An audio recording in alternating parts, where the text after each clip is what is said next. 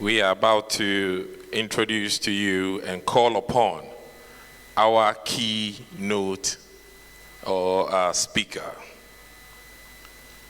We all know this man. I will read a summarized version of his exploits to you. Dr. Matthew Opoku Prempeh is a distinguished Ghanaian politician, medical doctor, and a reformist leader with a proven track record in education and energy policy. A dedicated public servant and member of parliament for Busia South, he has held two key ministerial positions: Minister for Education from 2017 to 2021, Minister for Energy from 2021 to 2024, where his transformative impact shaped national development. He was born on May 23, 1968. Dr. Prempeh studied at the Kwame Nkrumah University of Science and Technology, earning him degrees in human biology and medicine. He further pursued studies in clinical epidemiology at Erasmus University in the Netherlands and is affiliated with the Royal College of Physicians and Surgeons, Glasgow. A Harvard-trained leader, he also is an alumnus of the Harvard Ministerial Leadership Program. At Keynote University, his leadership journey began as local NUGS president from 1991 to 1992. Dr. Matthew Opoku Prempeh entered Ghanaian politics in 2009 as the Member of Parliament for Busia, later representing Busia South after a constituency division. He retained the seat for 3 good terms.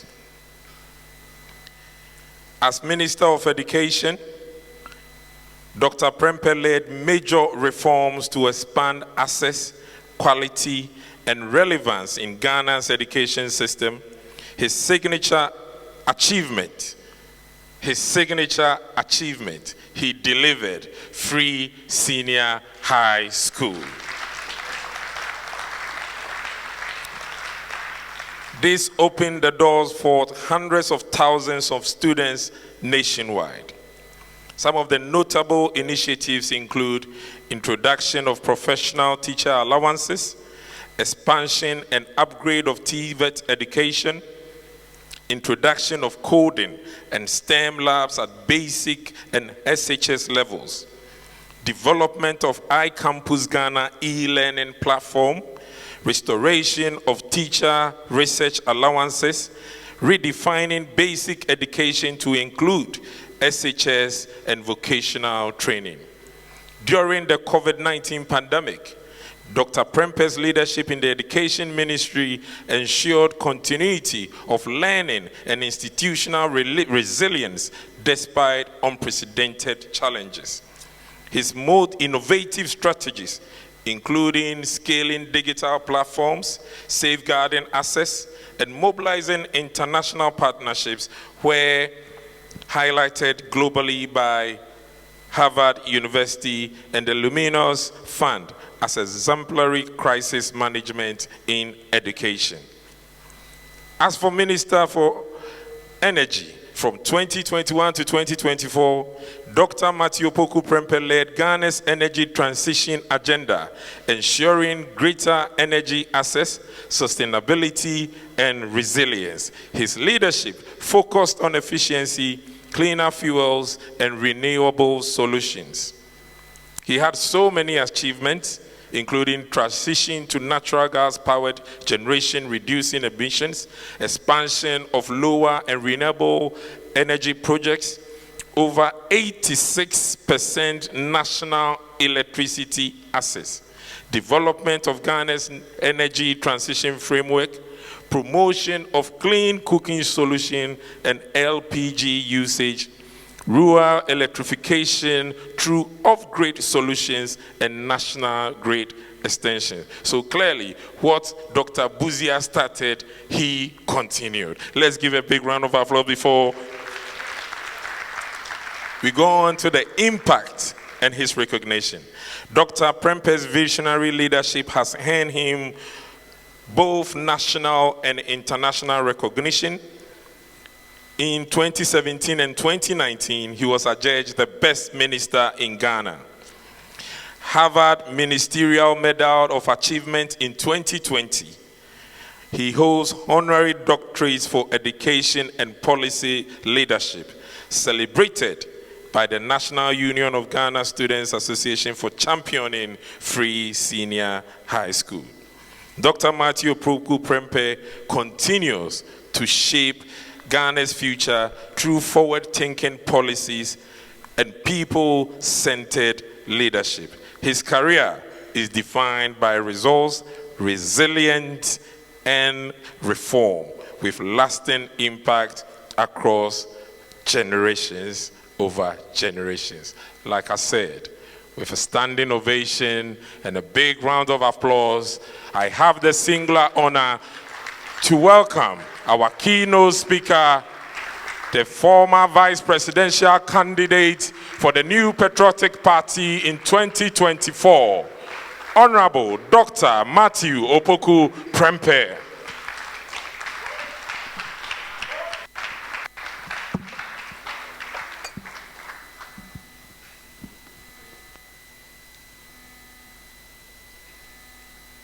Thank you, Richard.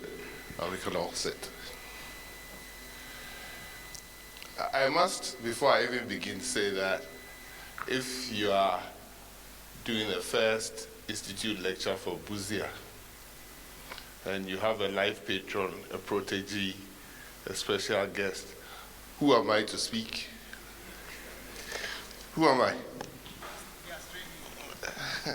As for this training, you set a standard that is difficult, but we will try. His Excellency John Agyekum Kufuor, former President of the Republic of Ghana, patron of the Busia Institute for Rural and Democratic Development, Lawyer Bernardo Usu, Chair of the YEF and Chairman for today's occasion, Dr. Anania Jay, the Executive Secretary of PAIRD,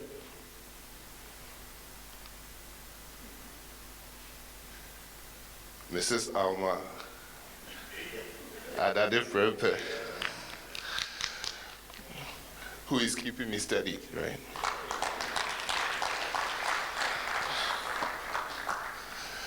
One day I'll reveal her father's bona fides to everybody.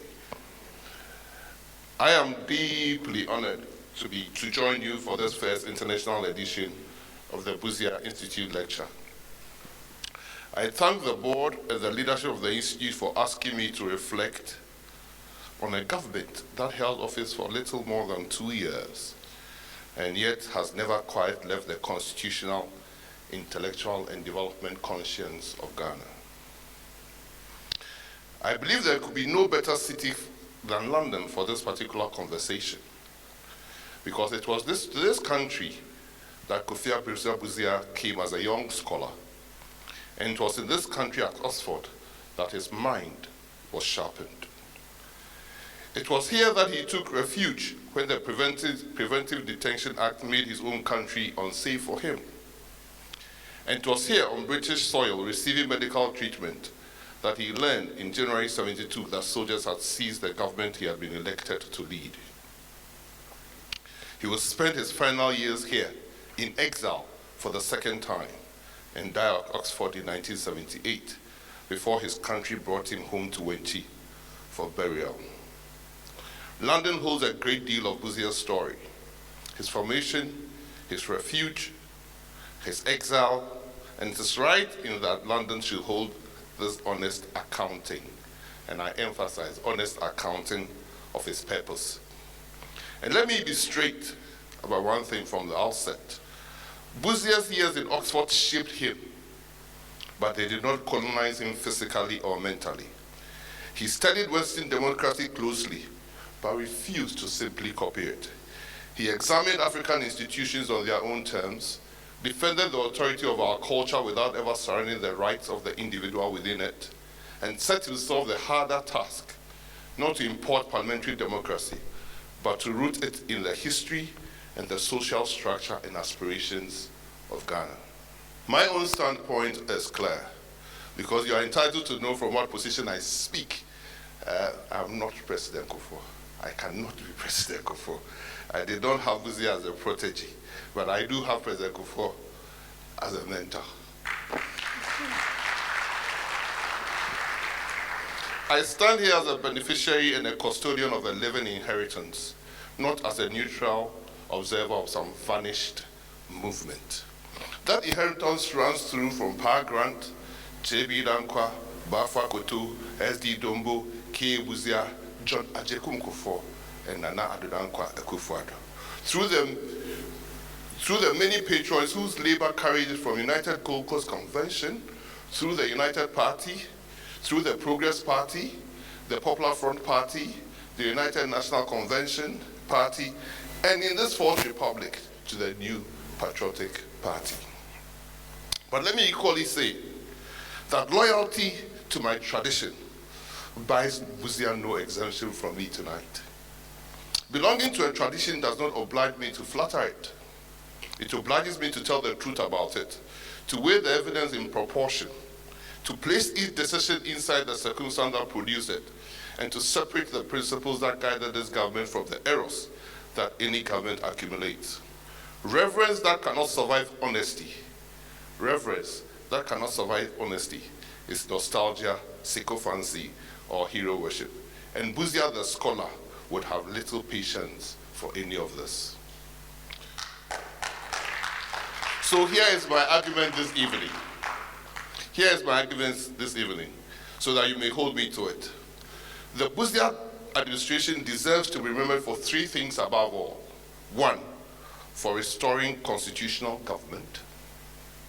Two, for the moral seriousness of its purpose.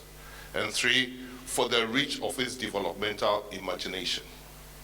Its work was left unfinished, not because it failed, but because force cut its tenure short. Some of its economic choices were painful because the economy it inherited allowed no painless ones. Some of its judgments still invite honest debate, but the purpose at the center of this government was never the accumulation of power. It was something rarer and harder, a democratic welfare state in which freedom, responsibility, and human dignity hold one another up. The Second Republic was inaugurated on the 1st October 1969 after more than 3 years of military rule. And the constitution it brought into being did something deliberate. It restored elected civilian government, it revived parliament, it protected fundamental human rights, it recognized the authority of the courts, and it placed the executives, the prime minister himself, under a legislature to which he had to answer. It scattered power on purpose, because Ghana had already learned at a terrible price what happens when power is gathered into a single pair of hands. Consider what Busia accepted at that inauguration, which we just listened to. He took an oath under a constitution whose governing philosophy was restraint upon himself. He stood before the nation and acknowledged that all who govern are fallible, himself included, and he bound his own administrations to institutions built to check the very power he had just won. And he won with more than 3/4 of parliament, a majority, 75%, exactly 75%, 105 of 140 seats. So he could change anything. He could make a man into a woman if he had so decided. That is not the language of a reluctant Democrat, tolerating the forms of constitution he would rather ignore. It is the language of a man whose years in opposition, 15, and whose years in exile had taught him in his own body that power must kneel to law. He stated the principle with characteristic candor, and I quote, "We are conscious of our fallibility as human beings, and we recognize the need to establish and develop institutions which help to tame the unbridled exercise of power." And this deserves more than a passing note because it is easily said and rarely done. The Progress Party held a commanding majority in Parliament. A commanding majority is precisely the circumstance in which governments are tempted to help themselves. Busia did not. It did not hijack Parliament. It did not pocket nor pack the courts. It did not silence the opposition. It did not turn the Prime Minister into a president for life. Citizens criticized the government openly. Litigants took the government to court. The opposition opposed. The newspapers argued back. I dwell on this because constitutionalism is not tested by whether a government is loved or whether it escapes disagreement. It is tested by one thing only: whether disagreement is allowed to take institutional form, whether you can fight the government in Parliament, in the courts, and in print, rather than only in the streets or in the barracks. Under Busia, you could. Busia expressed that democratic test with admirable economy when he said, "There can be no true democracy where there's no free expression of opinion in public affairs or criticism of the ruling body." So the significance of the Second Republic cannot be measured by the calendar. 27 months is not too long, but in those months, authority flowed from consent of the governed. The government accepted the limits of the law, and the state was developed as a public trust rather than owned as a private estate.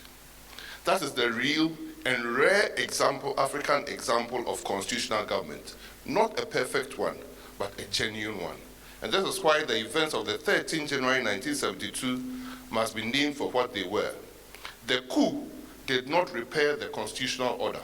It shattered it. It did not correct a democracy. It interrupted one. Which brings me to an error so common in the way African political history is written that we have stopped noticing it. The habit of treating a coup as though it were a verdict, as though the mere fact that the government was overthrown proves that it deserves to be overthrown. Let me put the counter-argument as much as I can. Military success is not a moral vindication. That soldiers were able to suspend the constitution tell us something about soldiers' guns. It tells us nothing whatsoever about the justice of their cause and nothing about the worth of principles they trampled on their way in. A government must be judged by what it did in office, not by the fact that armed men were able to end it. Few men have entered government of any nation as thoroughly prepared to think about power as Kofi Busia. Before he ever held office, he had been a teacher, an administrator, a social anthropologist, a university scholar, the former student of Ghana's own chieftaincy, the leader of parliamentary opposition, and an internationally respected advocate for democracy. When I was growing up, I thought and believed till very, very late that Busia stood for the best university students in Africa. That's what I thought. And running through all of his published works, a single patient preoccupation, the relationship between authority and consent, between tradition and change, between education and citizenship, between freedom and the obligations we owe one another. That scholarship is not a decoration. It is a discipline the way he saw the state. Busia understood that something governments in a hurry always forget, that a nation is not merely its ministries and its statutes and its official commands. A nation is also its families, its communities, its chiefs, its shrines, its churches, its mosques, its trades, its guilds, its association, its inherited ways of making meaning. The task of government, as Busia saw it, was to coordinate these living forces of society and never to crush them. The modern state needs authority, yes, but a society needs room to breathe. A wise government knows the difference. And here you find one of the most valuable instincts of my party's tradition, the UP tradition. That instinct that still distinguishes us today. It refuses two opposite temptations at once. It rejects the all-devouring state that swallows every institution beneath it. And it equally rejects the cold neglect that abandons people to fortunes and calls it freedom. Rather, it holds instead to a harder, more humane middle. The dignity of the individual, the creative energy of enterprise, the binding value of community, and the duty of being able to build the conditions in which a person's freedom actually amounts to something. So understand why this scholar walked into the arena of politics at all. Busia did not enter politics because his ideas had failed and he had nowhere else to go. He entered politics because his ideas had succeeded, because his study had convinced him that an idea which never takes institutional form can never actually improve a single human life. He was that rare and difficult thing, a scholar dragged in government by the logic of his own conclusions, a thinker who could not, in conscience, remain only a thinker. In a letter written in 1939, he observed, "Knowledge is useless unless it makes us as better servants of humanity." His public career was sustained attempt to honor this conviction. At the moral center of his administration sat an idea contained in a single phrase, the Democratic Welfare Society, which President Kufuor called conservatism with a conscience, which Bush II called compassionate conservatism. And that phrase deliberately marries two commitments that our politics is forever trying to divorce. Democracy, that power must rise from consent, stay bound by law, and other the freedom of the citizen. Welfare, the frank recognition that freedom on paper means very little to a person with no school for their child, no clinic for their mother, no clean water in their village, and no honest work for their hands. Liberty without opportunity, Busia understood, is a promise made only to those who are already comfortable. His inaugural address, which we just watched, made that choice unmistakable. It put the human being, not the pride of the state, not the glory of the government, at the center of every calculation. Roads, electricity, water, hospital, housing, higher productivity, none of these mattered to Busia as monuments. They mattered only for what they did to the lived conditions of the ordinary person. And he distilled the whole philosophy of his government in one sentence that I would ask you to carry out of this hall tonight. Our goal, he said, is to enable every man and woman in our country to live a life of dignity in freedom. Our goal is to enable every man and woman in our country to live a life of dignity in freedom. I'll put that sentence among the clearest statements of humane center-right thought produced anywhere in post-colonial Africa. Hear what it assumes. The citizen is not an instrument of the state. The state is an instrument for enlarging the citizen. And welfare in this understanding is not a hammock, not permanent dependency dressed up as compassion. It is a ladder. It widens opportunity precisely so that individuals, families, and whole communities can stand in time on their own productive strength and need the state less, not more. This is a philosophy that walks a deliberate line between two failures. On one side, the cold economy that abandons the weak to misfortunes they did nothing to cause and calls that freedom. On the other hand, suffocating state that takes every decision, shoulders every responsibility, and slowly kills the very initiative on which a nation's prosperity depends and calls that compassion. Busia refused both. For him, freedom and responsibility were never enemies to be balanced. They were partners, and each was incomplete without the other. Nowhere did this human-centered philosophy show itself more plainly than in rural development. Busia's government grasped a truth that Ghana had been polite enough to ignore for far too long, that our independence was not complete, could not be called complete, so long as the accident of where a Ghanaian happened to be born decided where they will have a road, clean water, electricity, a clinic, a market, a school, or any presence of the state at all.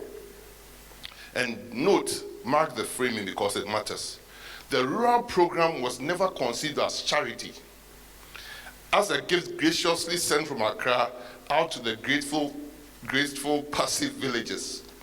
It was an argument about equal citizenship. The countryside grew the food. It grew the cocoa and felled the timber that earned the foreign exchange the whole economy ran on. It held together the social fabric and it fed the cities their people. Rural Ghanaians were not supplicants. They were creditors, owed a fairer return in infrastructure and services and opportunity on everything they had already contributed to the nation. And this was not merely spoken, it was legislated.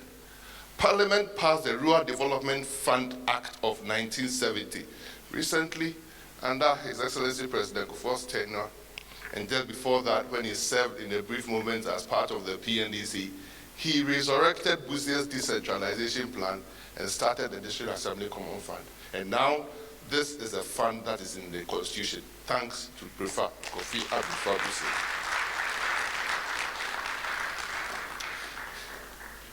The Rural Development Fund gave mobilization of resources for a countryside a statutory backbone rather than leaving it to a ministerial goodwill. The government wove community self-help into formal development planning and pressed forward on water, health, post-feeder roads, rural electrification, and community facilities. And this is not a party claim. Peer-reviewed historical scholarship confirms that Busia made rural development the flagship of its government and turned its natives' attentions at last towards the countryside it had neglected. Busia described the program in practical terms by saying, "We plan to provide good drinking water to a greater number of our towns and villages, provide health and sanitary facilities, extend rural electrification, expand education facilities, all in a determined effort to bridge the gap between rural and urban areas, and to correct the imbalances in regional development." Now let me be honest, because our tradition can afford honesty. Rural development did not begin in 1969, and no serious historian will allow me to say that. What changed under Busia was not invention of the idea, but its promotion, its elevation in priority, in skill, in the emphasis of the governing mind. Busia took the rural citizen from the footnotes of policy and moved them into the center of national argument. And even in a tenure too brief to finish the work, that shift of emphasis mattered profoundly and is still in progress. Permit me here to step out from behind the historian desk for a moment, because on this subject, I am not only a reader of the record, I have sat in the seat where these choices are actually made. More than a half a century after Busia strung electricity to rural Ghana on teak poles, plantations of teak, as President Kufuor said, he had planted. Because imported steel was too expensive to reach that far.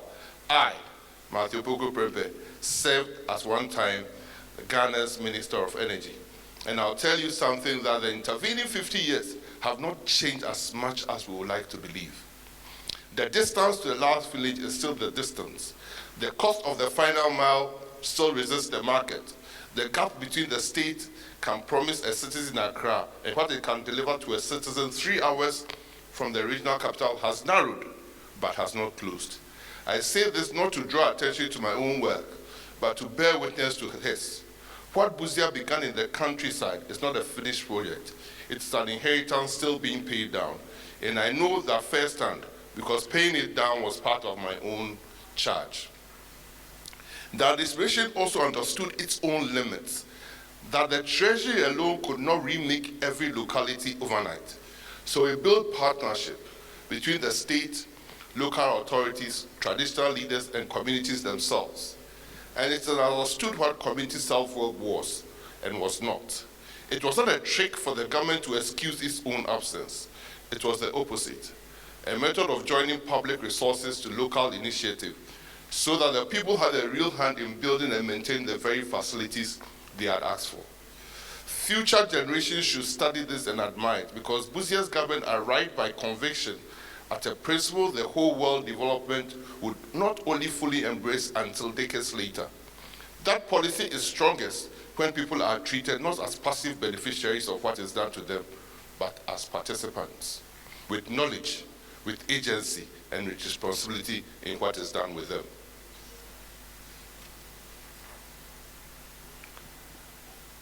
Busia's concern for rural life led naturally into concerns of how the country is actually governed below the capital. Local Administration Act of 1971 sought to give government beneath the national tier a coherent legal footing. Behind it lay a settled conviction that authority should never forever hoarded in Accra, while the institutions closest to people's daily lives were left with responsibility, but no power to exercise it. And the same disrespect for Ghana's social foundations produced the Chieftaincy Act of 1971. Here, Busia the scholar and Busia the Prime Minister became one man.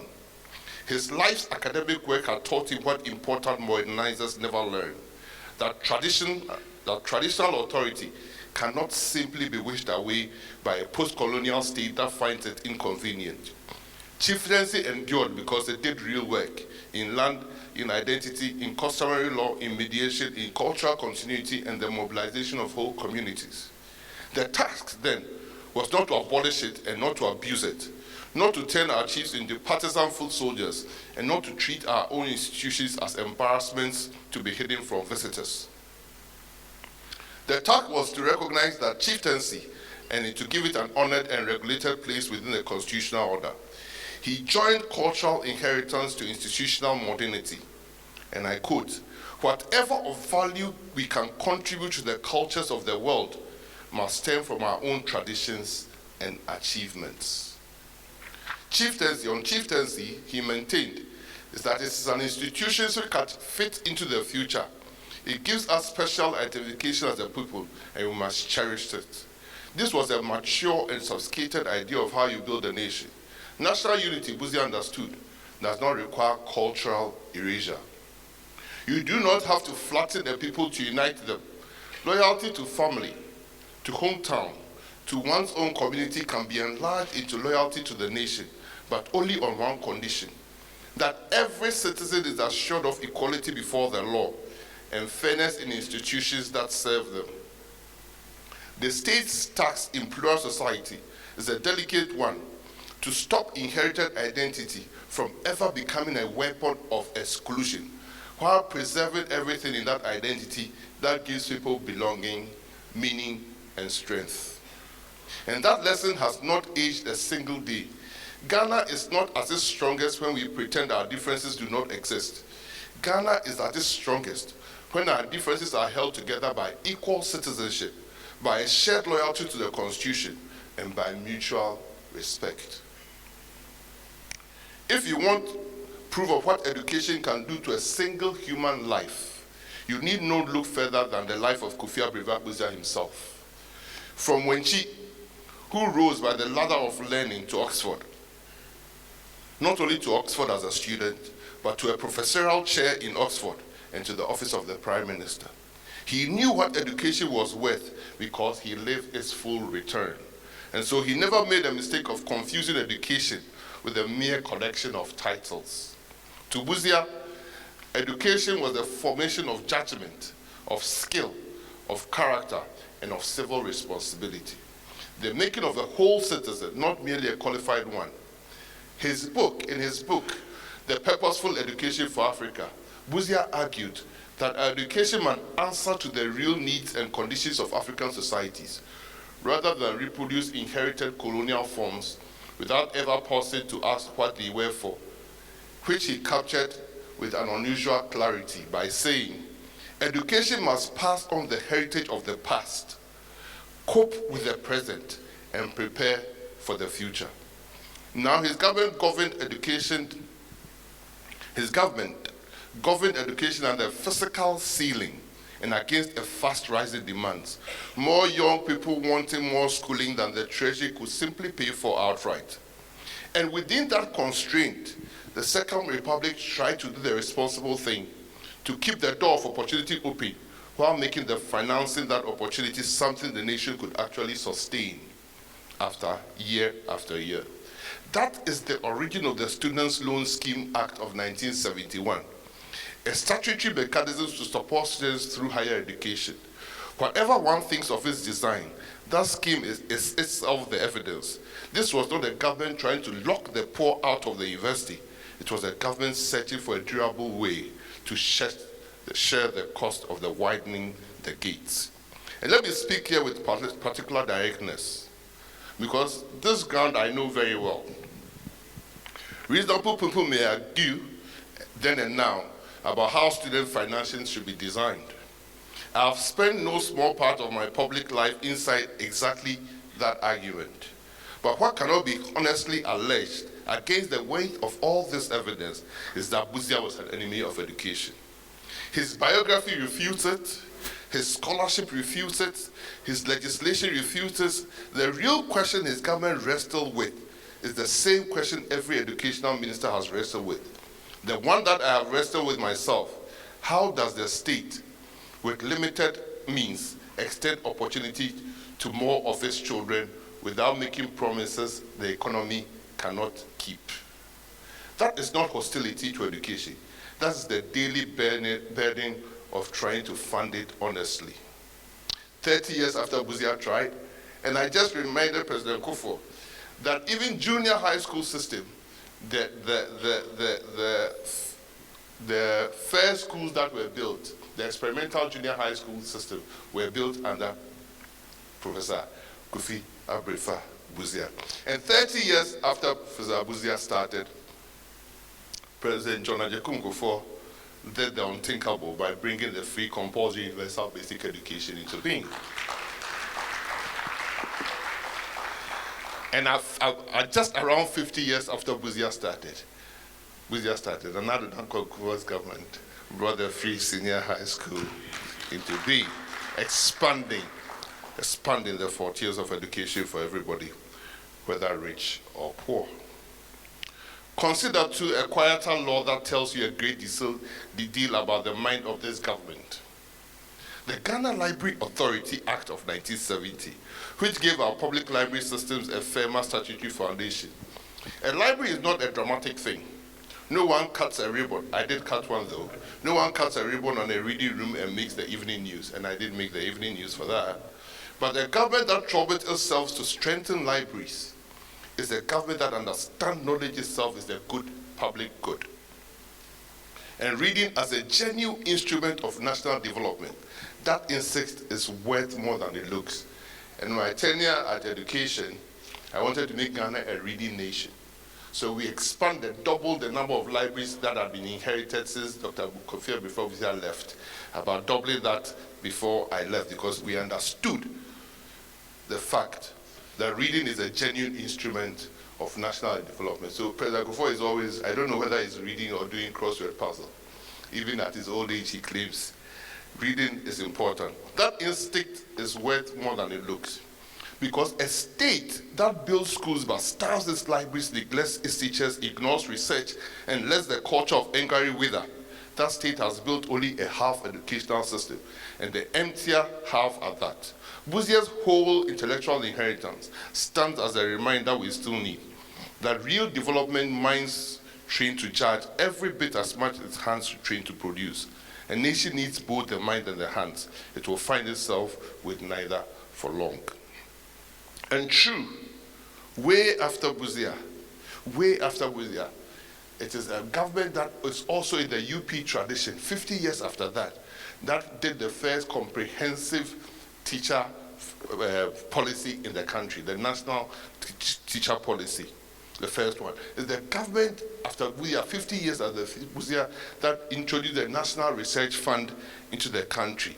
And this is a country after Busia that is ensuring that day in and day out, we train and train and train more Ghanaians and educate and equip them. Enterprise. At the heart of the Second Republic's economic thinking stood productive enterprise. And here, contrast with the ideology that had gone before it was sharp and deliberate. Busia's government did not regard private sector as a suspect to be tolerated grudgingly in whatever corners of the state that had not yet been occupied. It saw the farmer, the trader, the artisan, the industrialist, the professionals as citizens whose energy and initiative could generate wealth, create employment, and lift families up the ladder of social mobility. Enterprise was not a threat to the nation. It was one of the engines of the nation. This is the balance that defines the whole tradition. The administration never confused a belief in enterprise with the abandonment of public responsibility. It understood that a free market does not build its own roads, write its own fair rules, trains its own workforce, or opens its doors to those born outside the circle of capital. Government had duties to provide the infrastructure, to hold the rules steady, to widen access to credit, to invest in human capability, and to ensure that Ghanaians would take a meaningful part in their own economy rather than watch it operate over their heads. A contemporaneous World Bank report records one concrete expression of exactly this. A credit guarantee scheme for small borrowers, as President Kufuor just said, farmers and businessmen, set up in 1969, designed to coax lending towards Ghanaian entrepreneurs and sound projects that were viable in every way but one. They lacked the conventional collateral that banks demanded. And 30 years after Busia started, was when under President Kufuor we achieved something, a phrase in Ghana, the banks were chasing people with loans. It happened, first year. Please. And in the reasoning behind that scheme lies one of the truest insights in the whole development economics, which I'll put clearly as that Busia's government understood it. Talent is distributed widely. Talent is distributed widely, but collateral is not. Ability is scattered by God across every village. The security a bank asks for is hoarded by the few who are already wealthy. A center-right economic policy worthy of name does not shrug at that gap and call it fate. It defends property and it defends enterprise. And at the very same time, it builds real bridges by which capable citizens without inheritance can still reach finance, still acquire skills, still enter the market and compete. Freedom to trade means little to the man the banking system will not see. It is exactly this light and no other that the Ghanaian participation policies of this government must be read. Their purpose was to enlarge the economic space available to citizens who are too long been pushed to the margins of commerce in their own country. The aim was Ghanaian inclusion and national economic capability, not whatever its critics will later claim. Mere hostility towards lawful foreign enterprise. The goal was to bring Ghanaians in, not simply shut out others. Busia stated the underlying principle clearly. We cannot be economically independent unless the economy of Ghana and the whole financial network is to a large extent in the hands of Ghanaians themselves. This led to many names of Busia's government. And interestingly, even currently, we still are chasing Busia's aim and vision. We now claim that we are indigenizing the Ghanaian community. When in 1970, Busia said it, people didn't understand. This emphasis on indigenous enterprise and private sector wealth creation later found renewed expression under President John Ajako Kufuor. In his inaugural speech, 7 January 2001, President Kufuor identified the private sector as the principal agency of wealth creation and expressed his desire to launch a golden age of business and enterprise in our country. His formulation was not a mechanical reproduction of Busia's program, but a contemporary restatement of the tradition's enduring conviction that political freedom must be accompanied by productive opportunity, Ghanaian entrepreneurship, and broad participation in the national economy. Some unfortunate hard truths. The Aliens Compliance Order, the intention, the cost, and the historical proportion. I'm not talking about South Africans driving other Africans away or the Nigerians driving Ghanaians away. Probably they'll tell you the Ghanaians started it. I come now to the hardest part of this account, and I do not intend to walk around it. No honest address of the Second Republic can avoid the Alien Compliance Order of 69. I didn't hear even President Kufuor try to run around it. I will not try. Let me not reach for soft words. Roughly 500,000 people, the great majority of them Nigerians, many of them long settled among us, some of them born on our soil, were compelled to leave this country, often at short notice and often into real hardship. I will not stand in London of all cities in the world and describe that in gentle vocabulary of policy. It was a wound. It was a wound to the people who suffered it, and it was a wound to Ghana standing among her neighbors. That took a generation to heal. Our tradition is strong enough to say so plainly, and it is not diminished if it cannot. Having said that first, because it must be said first, let me then ask you for something that honesty equally requires: proportion and context. Ghana's immigration law did not begin with Busia. In fact, the Aliens Act was passed in 1963. It wasn't passed in 1969 or 71, under the government before Busia. And it already regulated the entry, residence, and employment of non-citizens. Even today, when we go to the Ghana Investment Promotion Council Act, we still, as Ghanaians, decide and emphasize that certain parts of the economy should only be held by Ghanaian citizens, no foreigner. Even today, especially in the little markets.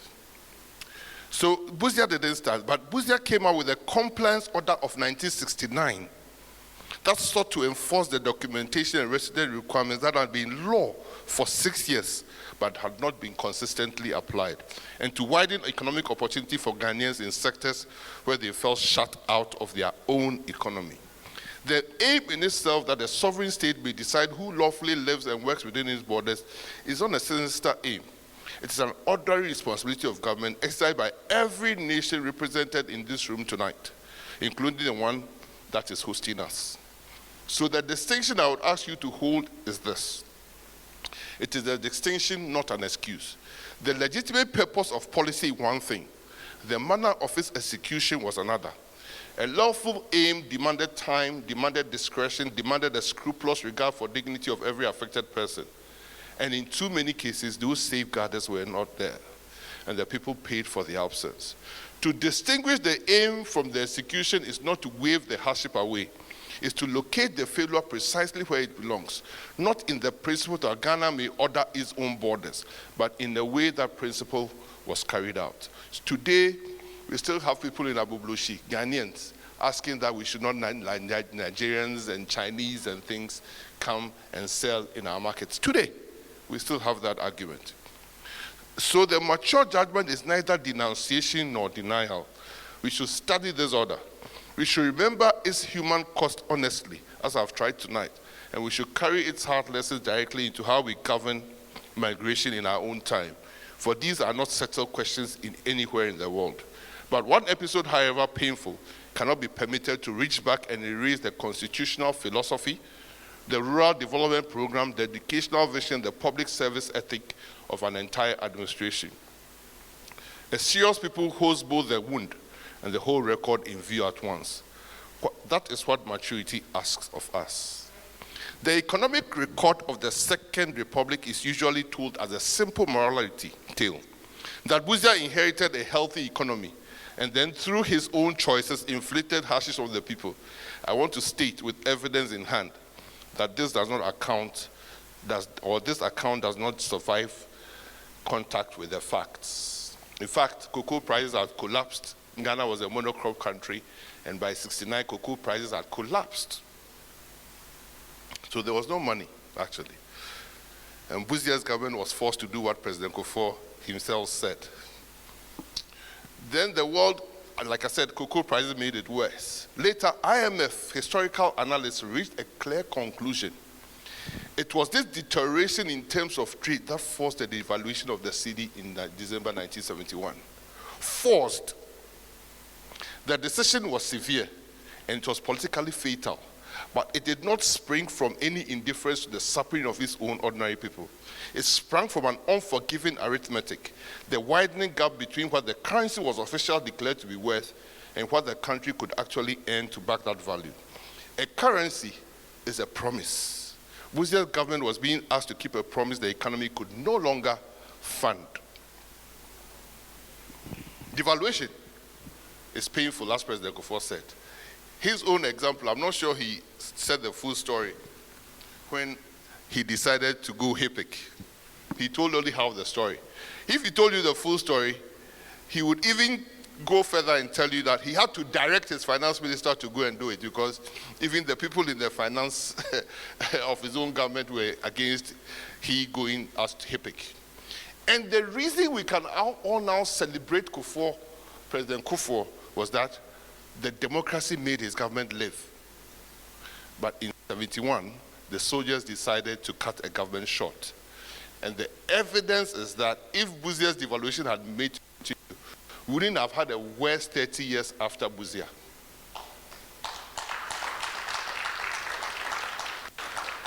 Because in that 30 years, if you lived in Ghana, two things happened. We got up one day, after a champion came to devalue anyway, we got up one day and we were told to bring all our 100 cities and take 70 cities back home. I'm not sure if that was 30% devaluation. I'm not actually sure. But we were asked, we were given 2 weeks in the country. If you took 100 cities to the bank, you took only 70. But because it was a military government, there was no coup at that time. Few months thereafter, when cocoa farmers were paid with new 50 cedi notes, the government recalled all 50 cedi notes. And my own great-grandmother, I still remember, he was given a receipt of his cocoa 50 cedis note. That's President Kufuor's mother. It bankrupted the whole farming class in this country. Not very different from what cocoa prices are just done. The cocoa price reduction of nearly 40% under the current government is also a devaluation. For the farmer who had grown cocoa all these years, all of a sudden, you have wiped away his investment, his capital, his hard work, and everything. So these are not easy decisions. But when they are made by governments who share burdens, it should be seen as that after HIPC, Ghana grew better economically than any government in the history before President Kufuor.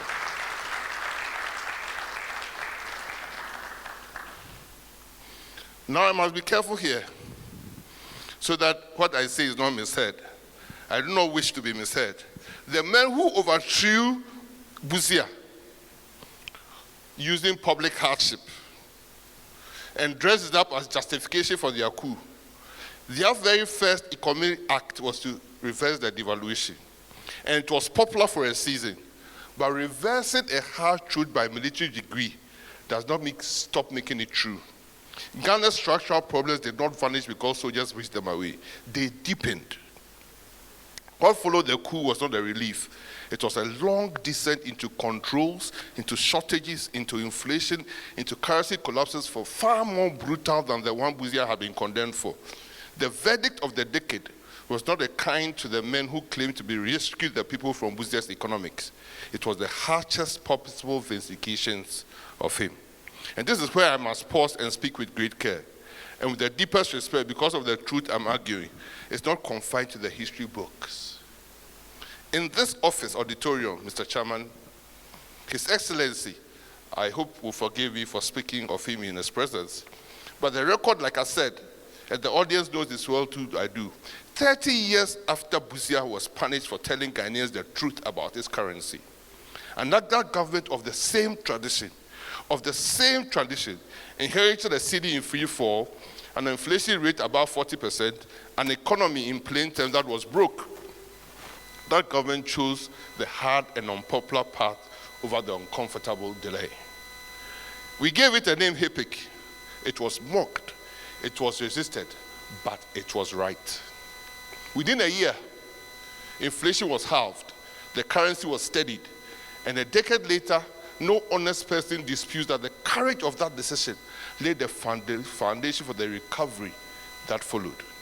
I draw the parallel deliberately, and I draw it with admiration, because it makes Busia point far better than I could ever from a lectern here. His Excellency President Kufuor learned in his own presidency what Busia had learned in his, that being economically right and being immediately popular are almost never the same thing on the same morning.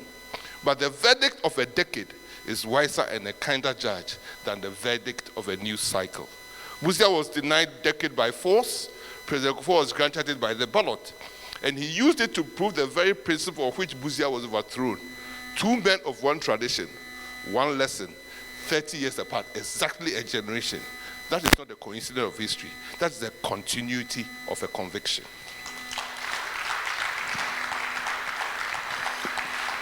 So let me offer a definition and then move on. Statesmanship is not the art of choosing only the popular thing.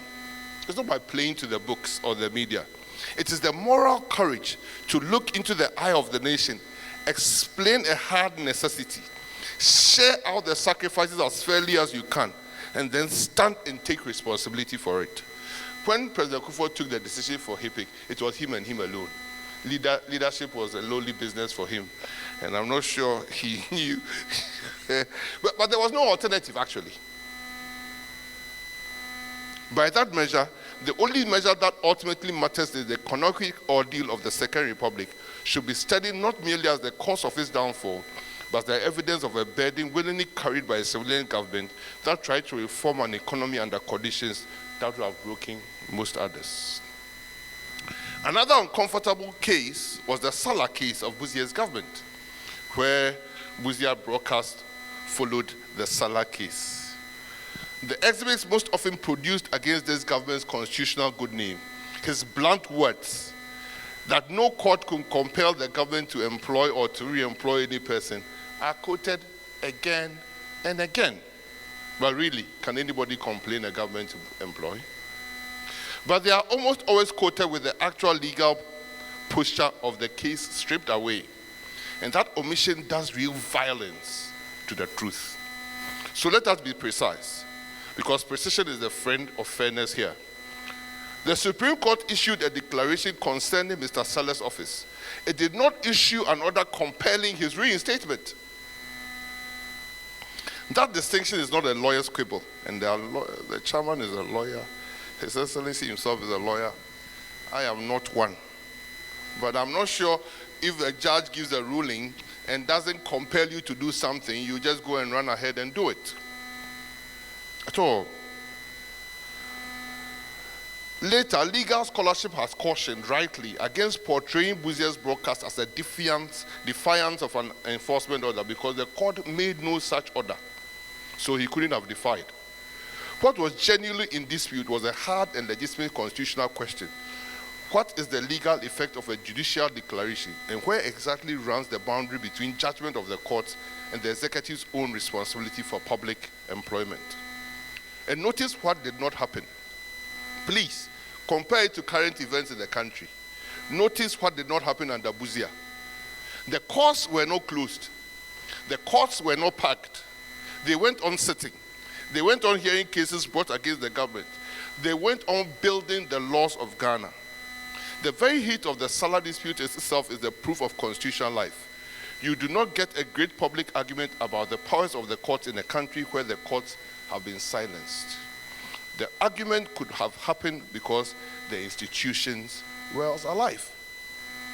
Still, the episode leaves a lesson worth taking, and I will not soften it. Disagreement with the court, when it comes from those who hold power, must always be expressed in a way that protects rather than corrodes public confidence in the courts themselves.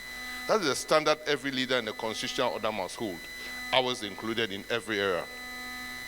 But the fair historical conclusion stands. Busia administration remained a constitutionally ordered government, even in the moment when a brand new constitution threw up genuinely difficult questions about the balance between executive and judicial power. We just heard Busia. Busia carried the same discipline of mind into Ghana's dealing with the world. At his inauguration, he refused to kneel to either bloc in the Cold War, neither East nor West, and asserted Ghana's right to weigh each international question on its own merits, by its own interests and its own principles. He placed Ghana's African neighbors at the very center of our diplomacy, while still seeking workable relations across the ideological divides of our divided age. You just heard President Kufuor say that he cast a vote for China. It was communist China, right? But it was Busia, a liberal democrat, who was instructed his government to cast a vote on behalf of communist China. His most controversial policy, proposal of dialogue with apartheid and South Africa, belonged to the same habit of judging for himself rather than following the crowd. Here he has been mildly represented, so let me be exact about what he did not say. Busia did not anywhere defend apartheid. He did not propose to accommodate it or to make peace with racial tyranny. His stated object was the elimination of that system, and he regarded dialogue as one additional tool to be used alongside pressure and alongside support for those who are resisting oppression from within. He stated the desired end without ambiguity and I quote, "The aim of my government is this. We would like to see in South Africa a multiracial society in which every citizen, whether his origin, race, color, creed, enjoy the same human dignity, rights, privileges, and opportunities as every other citizen." I'm not sure what Mandela, when he got out of prison, did was very different from what Busia was advocating some 30 years down the line. The parliamentary record of that time confirms this. One may judge the proposal mistaken. Many did, and many still do, but its purpose was peace with justice, never surrender to injustice. And the deeper principle beneath it has not lost none of its faults. A sovereign African state must never allow international fashion or rivalry of great powers or the sheer weight of external pressure to do its thinking for it. Our friendships with other nations must serve our peace, our development, our trade, our knowledge, and the cause of African cooperation. They must never hasten into dependency. Busia understood long before it was fashionable to say so, that the first thing a free country must own is its own judgment. For Busia, politics was never a career. It was an avenue of service, and he meant that literally, not as a pleasant thing to say at a podium. It carried hard obligations to treat public power as trust held on behalf of others, to treat public money as the nation's resource and never one's own, and to treat public institutions as inheritance far larger and far older than the brief careers of temporarily placed in charge of them. His government held professional administration in genuine regard. Ministers gave political direction, that is their proper role, but the permanent public service carried the technical knowledge, the institutional memory, the continuity that outlasts any single government. And Busia understood the healthy balance of the two, which is neither of the two easy corruptions. It is not ruled by an unaccountable bureaucracy, and it's not the seizure of the public service by partisan property, to be handed out as spoils. It is something harder to sustain than either. Democratic leadership, informed by competence and disciplined by law. A political tradition founded on freedom is not kept alive by sentiment. It is kept alive by principled debate, by disciplined organization, by competent leadership, and by public conduct worthy of the names it invokes. A good name is not a possession it inherits once and keeps forever. Its good name is re-earned or squandered by the character and judgment and the service of every generation entrusted to act in its name. And so, for those of us who stand in the stead of New Patriotic Party now, this inheritance is two things at once. We must be honest that it is both, it's the source of confidence, yes, but it's also a standard that judges us. It was built by people who paid for it through sacrifice, through hard years of opposition, through scholarship, through patient organizations, through public duty discharged when it was costly. And our task is not to bask in what they built, it is to carry their constitutional principles forward in the real policy choice of our time, with discipline, with seriousness, and with a national rather than a narrow outlook. President Kufuor, who just spoke, he was just a deputy minister of Busia's government. But the values and the philosophy and the principles and the convictions, he said in his own words, I wish we could put that on record forever, posterity, that his government was not a continuation of Busia, but the knowledge and the wisdom that had been given to Busia informed mostly what he did as a president. And it shows the depth of our convictions, our philosophy, and our values as a center-right party in Ghana.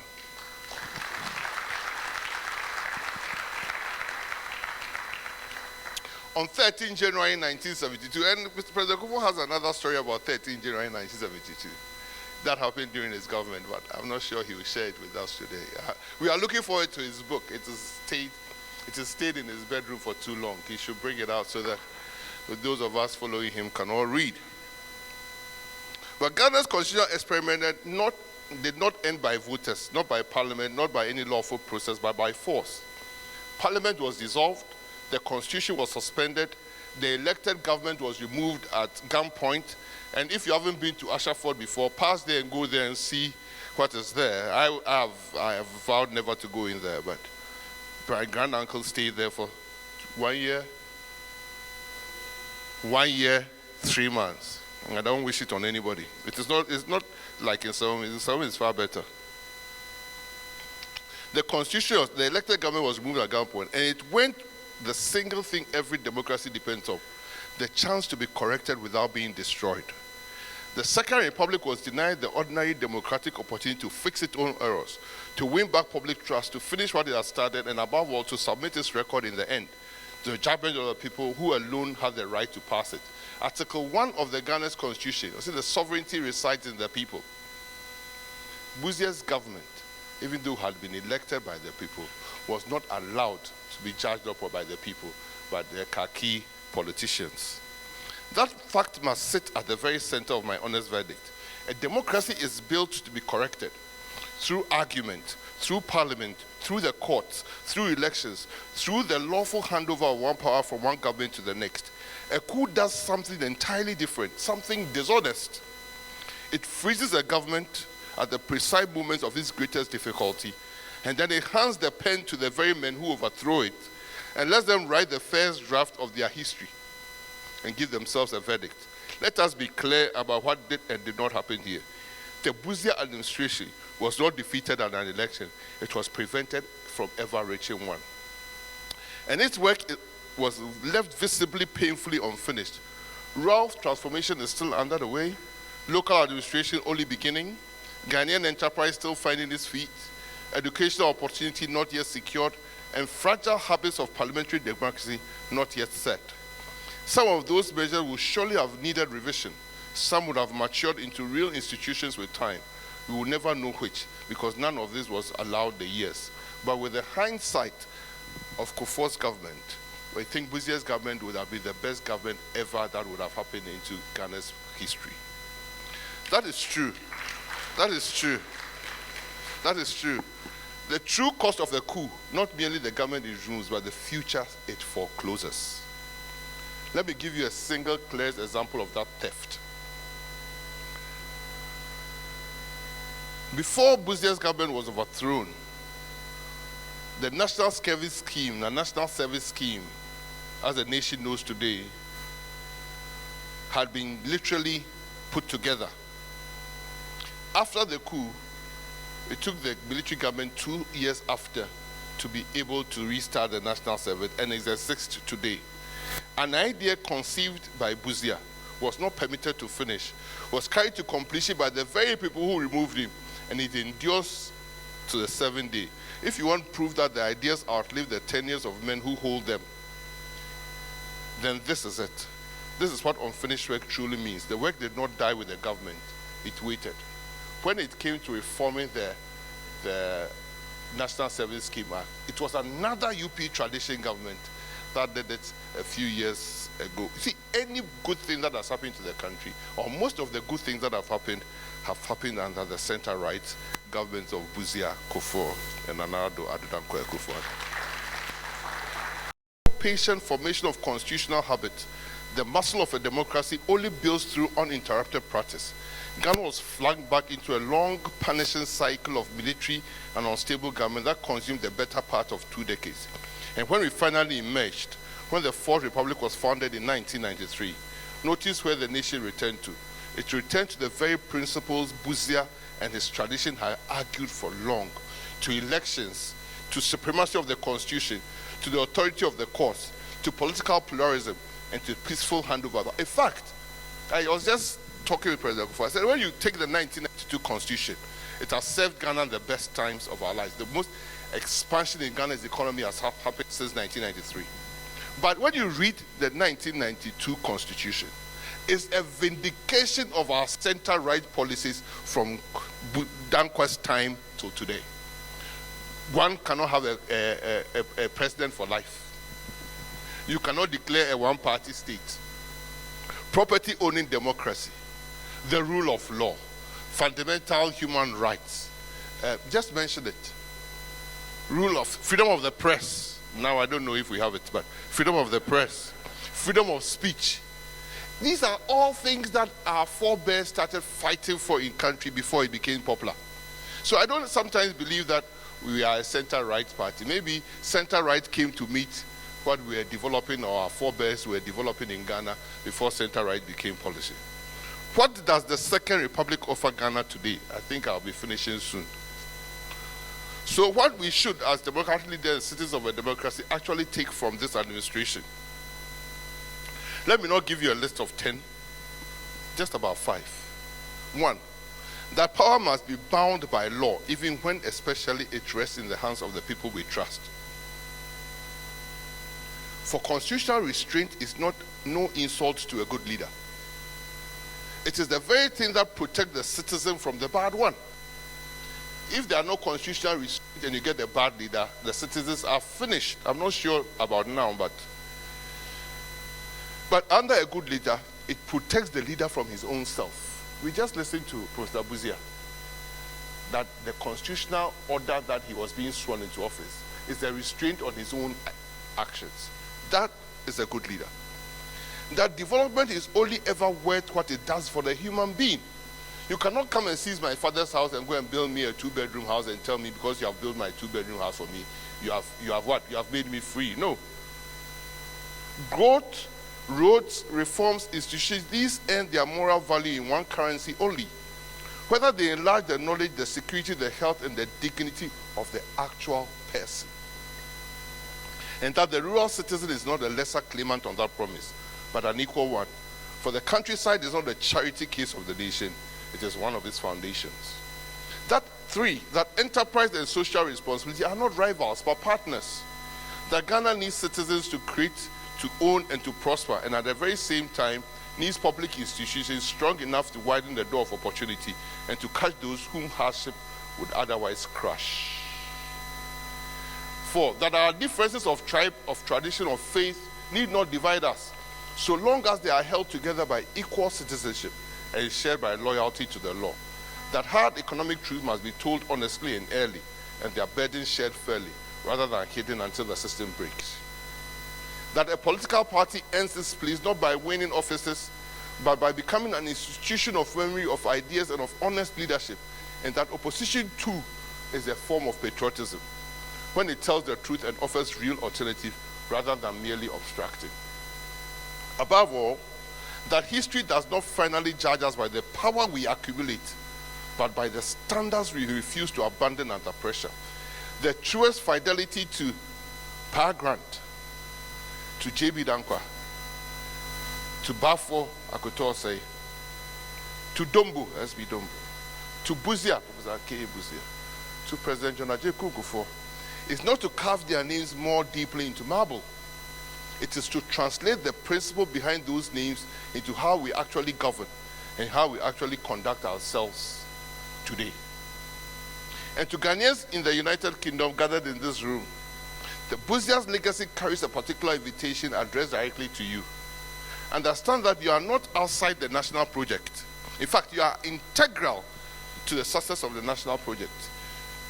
You are a constituency of it, a reservoir of knowledge, of investment, of professional standards, of cultural confidence, and of public responsibility Ghana needs and too rarely knows how to call upon. What Ghana lacks is not your goodwill, it is the channels for it. We need a far better structured ways of our citizens abroad to strengthen our universities, our hospitals, our technology, our enterprise, our archives, our public policy, and the development of our home communities. And we need something else from you that is less comfortable to ask for, that you insist upon evidence, that you fuse the political misinformation that travels so easily across these distances, and that you decline to import the poison of partisan intolerance into the Ghanaian communities you build here. Many of you have spent your working lives inside mature institutions, and so you know a truth that rarely makes a speech, that national progress rests far more than we admit on the unglamorous habits that no one applauds, the keeping of proper records, the maintenance of what we build, punctuality, professional ethics, predictable rules, and patient and unrewarded enforcement of standards. These are not small things. They are transferable forms of developmental knowledge, and Ghana needs them carried home as surely as it needs your remittances. To understand what Busia Institute has really done by convening this lecture in London, this is not a mere commemoration. It has placed Ghanaian political thought where it belongs, in an international intellectual setting, unashamed, and it has asked the diaspora to become not spectators of a tradition, but participants in its renewal. In concluding, let me bring us back to where we began, and let me briefly, because the argument is now made. The Second Republic should never be remembered as a mere entry in a chronology, a government inaugurated in October 69 and disposed of in January 72. It should be remembered for what it actually attempted: to rebuild constitutional government under the concentration of power, to place institutions above personalities, to marry freedom to social responsibility, to make the rural citizen an equal citizen, and to measure every public act against a single standard: the dignity of the human person. It inherited an economy already breaking under debts and dependency accumulated over many years. Its remedies caused real hardship. Its judgment drew controversy. Its execution was at times imperfect, and hold both halves of this sentence together. For the whole of my argument tonight lives in the space between them. None of that establishes bad faith. All of it reveals the brutal conditions under which the young democracy was trying honestly to govern well. Kofi Abrefa Busia deserves our admiration, not because he never erred, he did, but because the central direction of his entire public life was principled. He believed power must be restrained. He believed politics was service. He believed education should build the human being. He believed tradition and citizenship should live together. He believed enterprise should widen opportunity rather than hoard it.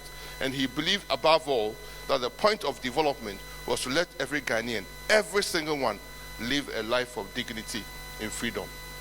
The UP tradition has earned its enduring place in Ghana's constitutional history, honestly, through its defense of liberty, pluralism, parliamentary government, of private initiative, social responsibility, and the dignity of the individual.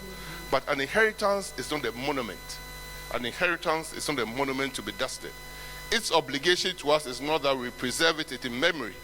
Its obligation is that we renew it in our policy, in our conduct, in our service. That is the charge I leave this room. We must study our history honestly enough to name its wounds. We must defend its good name responsibly enough to deserve it. And we must apply history's principles intelligently enough to meet the conditions of our time. For fidelity has never required the denial of difficulty. It requires only confidence in the enduring principles by which difficulty is understood and in the end overcome. A brief tenure did not make this republic small. The soldiers who suspended the constitution could not kill the constitutional idea. The interaction of its products could not erase its devotion to the countryside. And its faith in the dignity of the ordinary human being still has the power to instruct governments standing far from 1969, including, if we are honest and if we are worthy, our own. Let us then ensure that generations coming after us meet this administration neither through caricature nor through nostalgia, but through evidence, through proportion, through gratitude. Let them find a government that accepted office at the hard hour, that tried to reconcile freedom with welfare, that chose the neglected countryside as a field of national justice, and looked hard economic truth in the face without ever abandoning constitutional order. This is a heritage worthy of informed administration. It is a legacy worthy of preservation, and it is now the continuing responsibility of the new patriotic party and of every one of us who claims to stand within the UP tradition. May this lecture deepen our understanding, strengthen our fidelity to constitutional government, and renew our commitment to a Ghana governed by law, developed through enterprise and social responsibility, and united around the dignity of all these people. God bless us. Thank you.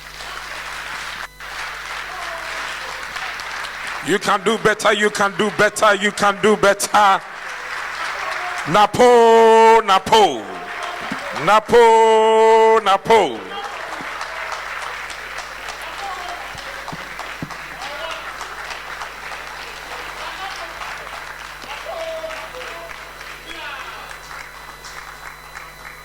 UK is still standing. Wow, wow. Let's keep clapping then. Let's keep clapping. Let's keep clapping. Let's keep clapping.